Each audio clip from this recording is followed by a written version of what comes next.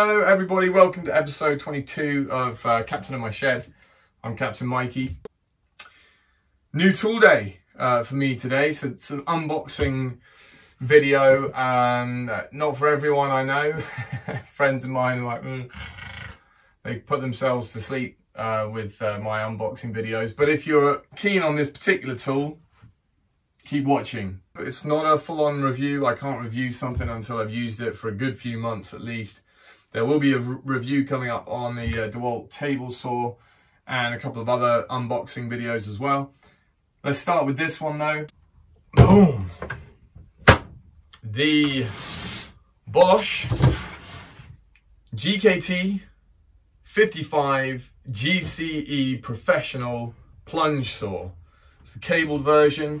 I'll give you some very quick specs on this. So no load speed of between 3,600 and 6,250 RPM. The blade diameter is 165 millimeters wide, which gives you a cutting depth without the rail of 57 millimeters or 42 millimeters if you're cutting at 45 degrees. The base plate is 310 mil by 240 mil. It has a bevel angle between -1 and 47 degrees. I'll talk a little bit more about that in a minute. Weight of 4.7 kilos, and it's got a 3.9 meter cable. I bought this one from Axminster Tools. I went in store to buy it.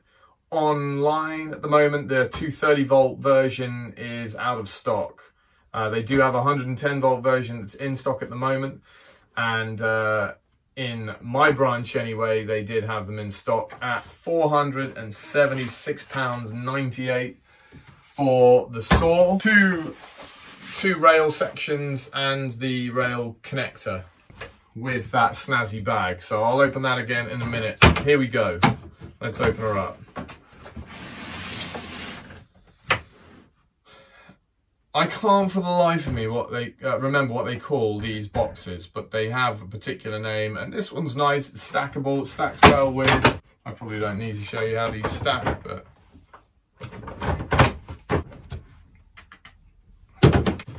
so now I have opened the box, but I haven't yet taken the saw out, so I'm seeing this for the first time, as are you, unless you've got one of your own, and then why would you be watching the video? Right, that's the 3.9 meter cable.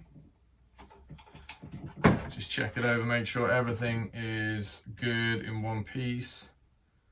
No scratches, dings or marks. Yeah, lovely. A nicely packaged piece of kit actually. Inside the box, it's a nicely formed bit of foam and the instruction book there. I don't know, has anyone ever read one of these? Us real men don't read them. So here it is. A really nice piece of kit, isn't it? Now I did say I was going to talk about that bevel angle. It goes from 47 degrees down to -1, and that has caused some issues for a few people. If you watch John McGrath's channel, I think it's called Man in a Shed or something like that. Good dude anyway, seems to know what he's talking about. He is what I would call a serious hobbyist, a little bit like me, except more serious with a much nicer, bigger workshop. And he discusses this issue in one of his videos. So I just thought I'd show you what the issue is with this -1 degree, which, like I say, I guess if you're fitting kitchen countertops, that can be quite important to make sure you get that really nice crisp join against a wall, just slightly undercutting the countertop, so just the very corner of it touches the wall. The way you set for 0, lift it up past 0 and let it back down. Now when you push your -1 button, it will fall back down to -1, but that is how you set up for 0. Lock that in place, and let's just double check that my saw is 90 degrees now. It should be. I'm not sure if you can see that on camera. I'm not touching a a tooth there. I'd say that is about half a degree out. So, naughty Bosch. This is a premium tool. Out of the factory, it should really come set up properly. So having established that we're ever so slightly out on that, I thought I may as well just go through a quick demo. So to adjust square, it's just this one on the back. The grub screw's just inside this little housing here, and it pushes up against a, I think it's a plastic stopper inside this plastic housing here.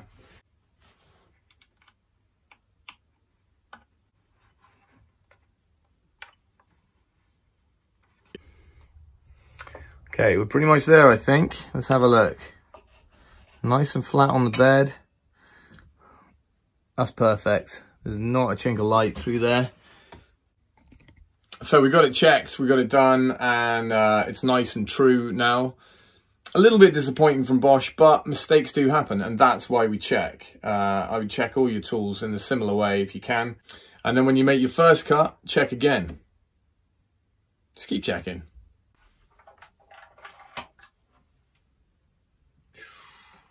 That shiny new blade. So let's see what we get in this lovely bag. One of the big benefits of the Bosch is this rail system. I hear great things about it from every review I've had a look at. A couple of things of note. It is at 1.6 meters, each rail 1.6 meters. Once you join two lengths together, you can overhang a full sheet of ply or MDF, a full sheet of stock,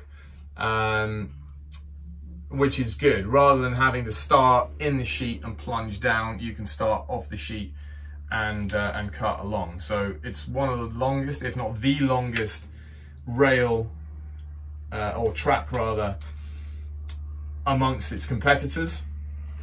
The other great thing about this rail is the way it goes together, and that's this piece here. A really solid piece of steel. Comes with its own little slotted, it's got an Allen wrench with a slotted end. Allen wrench, an Allen key. And American now.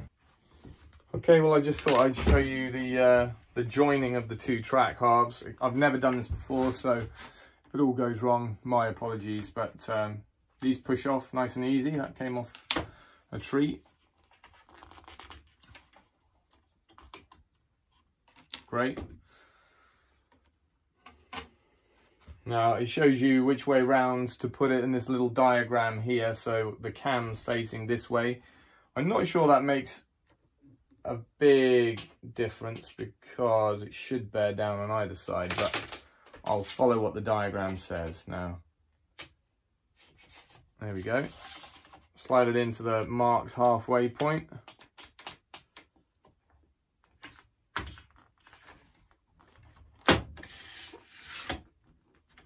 There we go. Now you can see there's a bit of play there, but I believe once these cams are turned just a little bit, yeah, look, it pulls it right back in to true. That's great. Now I haven't cinched these up near tight enough yet.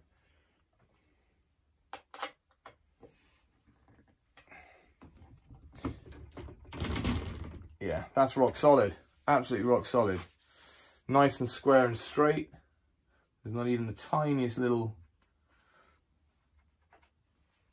you know, that's perfectly flush. Brilliant. Good thing about that is you're not going to snag on any hoses, any vacuum hoses. Like I say, I'm going to be running a vacuum, and obviously the cable on this, I don't really want it getting caught on the sharp metal ends. So that's a really nice feature. And what else can I tell you about the bag? It's a bag. It holds the rails. It's the right size. You let the business, do you? I was going to say you let the business strolling down the street. Bag over shoulder, but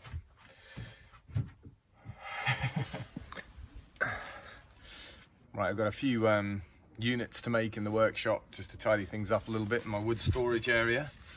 So I'm going to make the first cut with this and include it in the video. I'm going to get rid of this strip, or at least trim the edge of it so that we're nice and flush when we make a proper cut. So I've got a scrap piece of OSB here that I'm going to be using to cut on top of, and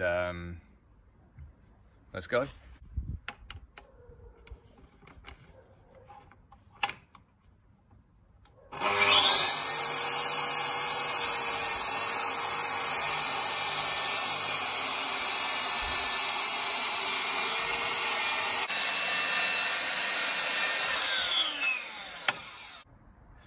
So there we go, that strips off. Every time now that I line up the track to a line that I've drawn or marking or whatever, it will be bang on, the cut line will be bang on that line. So that's the whole purpose behind the excess rubber.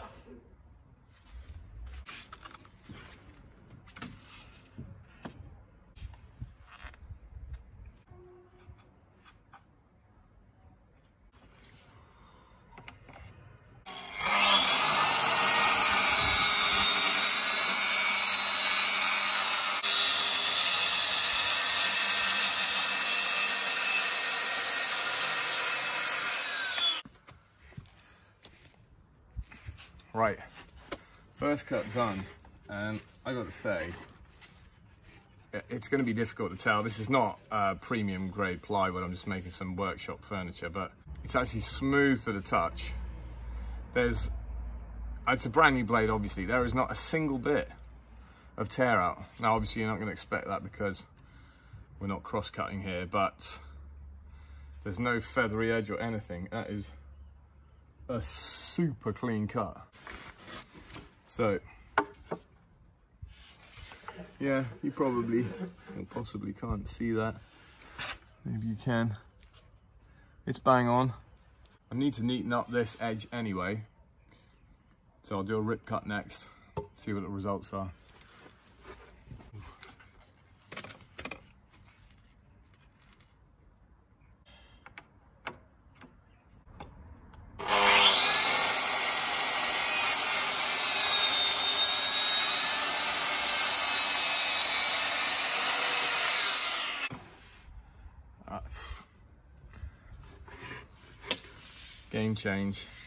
Game changer. Tiny bit of feathering on the underside edge, but the face again absolutely smooth. Top side no feathering whatsoever. If you're thinking, well, why don't I just use a circular saw and a straight edge, you only have to use one of these once and you completely see the advantage. It's going to save me hours and hours in a day, I reckon that. And in terms of setting up, you don't have to clamp anything. You get a really nice, clean, straight, true cut. I mean, this is not a review, like I say. These are the first two cuts it's made, so, but it bodes well, let's put it that way. So that's an unboxing and a very brief overview of the Bosch GKT55GCE Professional.